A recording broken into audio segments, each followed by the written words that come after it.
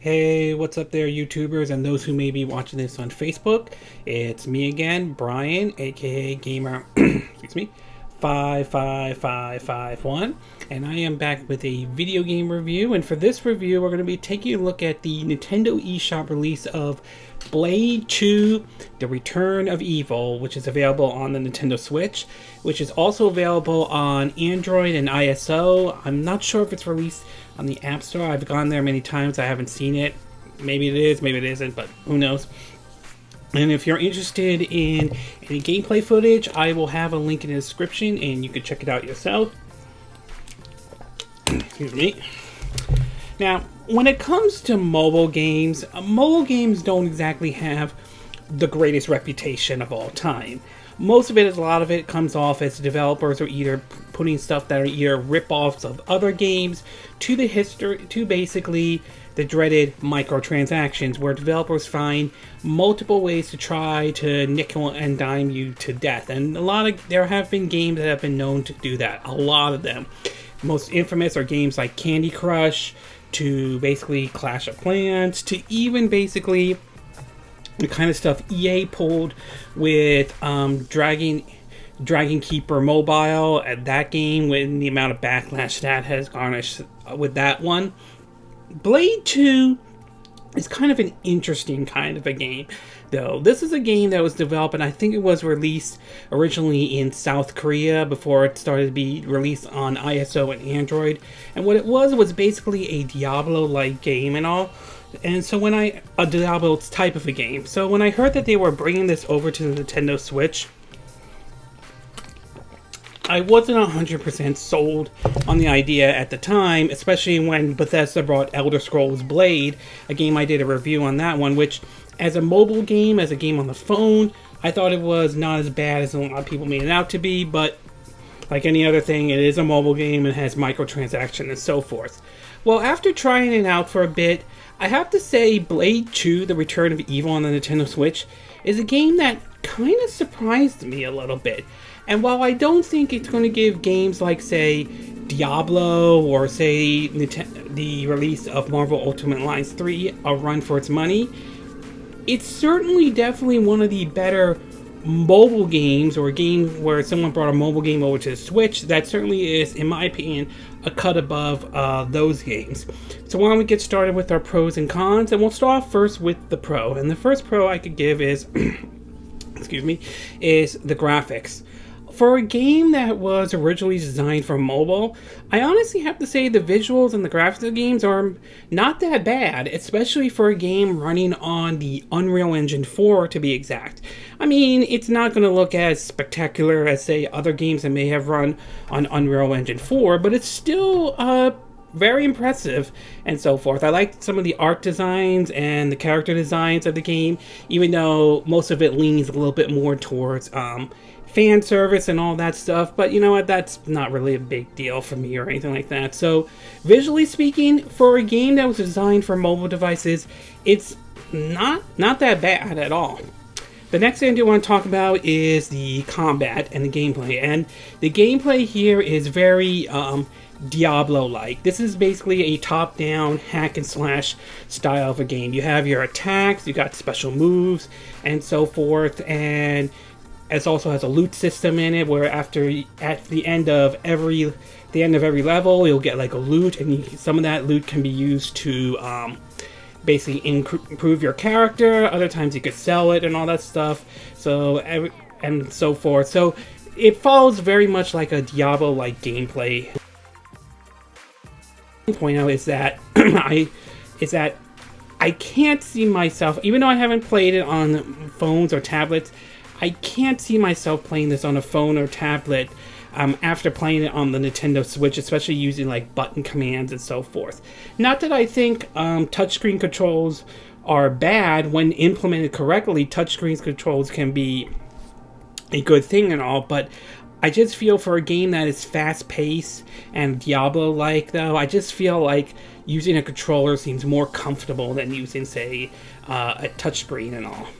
And last but not least, the last thing I do want to point out is, and this one's actually what made me interested in trying this game out, is that there is no microtransactions in this game whatsoever.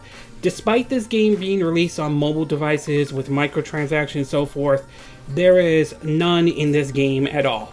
No cooldown period after you get defeated or anything like that. No like diamonds, you know, for other set of currency or anything like that. Everything is, it plays just like any other regular game you would play.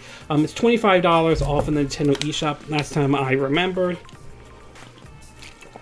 and so forth. So everything is, it's basically just like if you would play any other normal game. You work, you know, to level up your character. Sometimes you may have to grind a little bit, but not in a way, but not done in a way when a game has microtransactions in the way they have the grinding set up and on those type of games. So basically, there's no microtransaction in this game whatsoever. And that I have to applaud the developers who developed this originally for mobile devices that chose to brought this, when they decided to bring this over here, they decided not to input microtransactions. So prop to the developers on that one. Okay, we're going to take a quick break. When we get back, we're going to get to part 2 of, which will be the cons. So we'll take a little break, and we will be right back.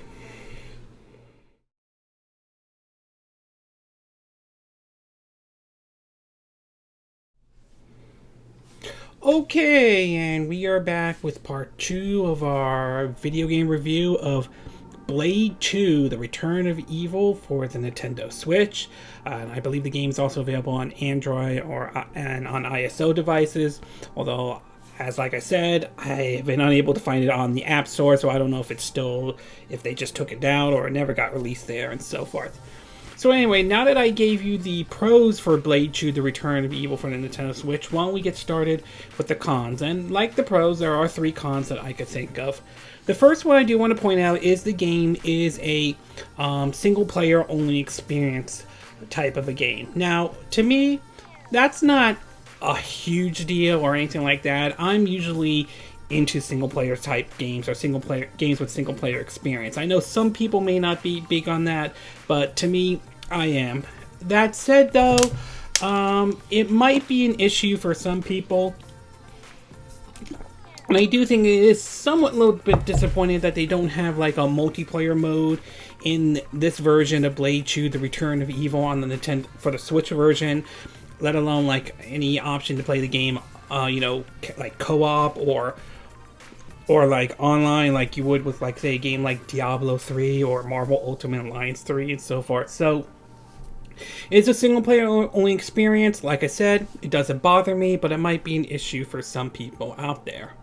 The next thing I do want to talk about is the levels and the bosses in this game. And while the levels look nice and the bosses look nice and all, be prepared to see the same level and the same boss over and over again. This is mostly due to the fact that, you know, this game was designed originally for mobile devices like phones and tablets and all that stuff, which may have been alright for those kind of platforms and a lot of stuff, but for a system like the Nintendo Switch, which is, I think is, even though many would say that's a mobile device, yeah, and that may be true, but it's also a mobile device that can play games like Doom 2016, Wolfenstein 2: The New Colossus, not to mention the upcoming The Outer Worlds and The Witcher 3 Wild Hunt and so forth.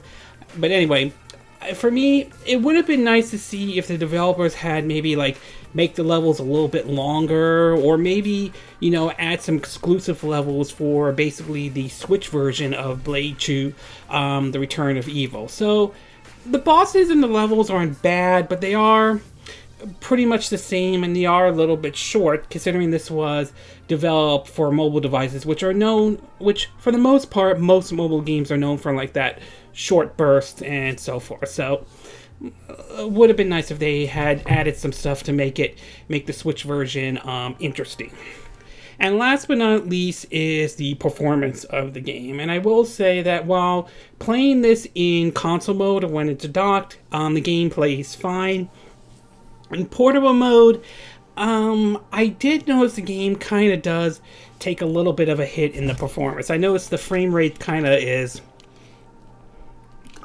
not exactly 100% perfect. Now, I do want to say when playing it in portable mode, the game isn't unplayable or anything like that. The game doesn't crash or anything, at least based on my time with it.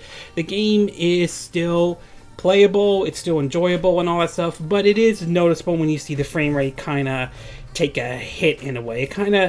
It does feel like it kind of dips maybe a little bit under 30 frames per second. This may have to do with a lot of stuff going on the screen or not. I'm not 100% sure, but as far as playing it in console mode, it seems to play fine, but in portable mode, it's noticeable that you see the performance kind of take a hit. Again, like I said, it doesn't ruin the game, it doesn't make the game unplayable or anything like that, but like I said before, it is noticeable. Overall, I would say BladeiiTheReturnofEvil The Return of Evil for the Nintendo Switch kind of surprised me a little bit, though.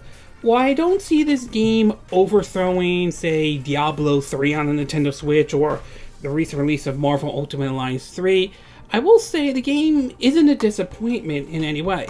It is a fun hack-and-slash type of a game. It does give off a bit of that Diablo vibe to it, which certainly isn't necessarily a bad thing. And the fact that the developers went out of their way and didn't even put microtransactions certainly makes this a cut above, say, like other developers who may have made an attempt to bring some of their mobile games over to the Nintendo Switch. I'm looking at you, Bethesda, with Fallout Shelter and Elder Scrolls Blaze. That said, while I certainly think this is a cut above other mobile titles that have been released on the Switch, it still isn't 100% perfect in any way. It is a single-player only experience, which I don't think that's a bad thing, but some people may disagree with that, though. Level and bosses, I would have been nice if they had maybe made some improvement to it. I understand this was designed for a mobile device, but it would have been nice to add some new stuff maybe for the Switch version.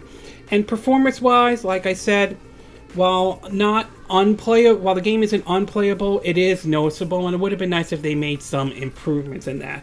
So overall, I would say BladeiiTheReturnofEvil is a fun game, and it is a game that kind of surprised me a little bit. Like I said, it won't overcome Diablo or Marvel Ultimate Alliance 3, but I still had fun with the title, nevertheless.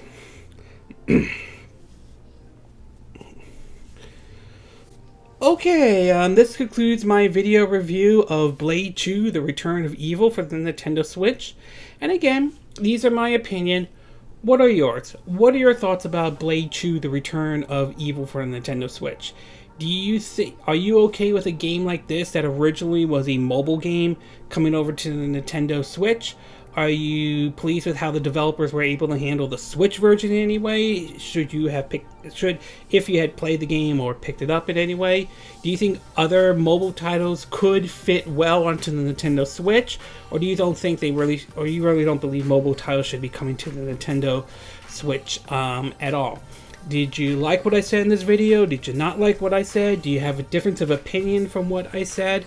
As always, sound off on the comment section below of this YouTube video, and if you're watching this on YouTube, make sure you hit the like button, and if you like this video though, and I hope you subscribe to my YouTube channel. If you do, make sure you hit the bell icon for notifications of any new videos I put up.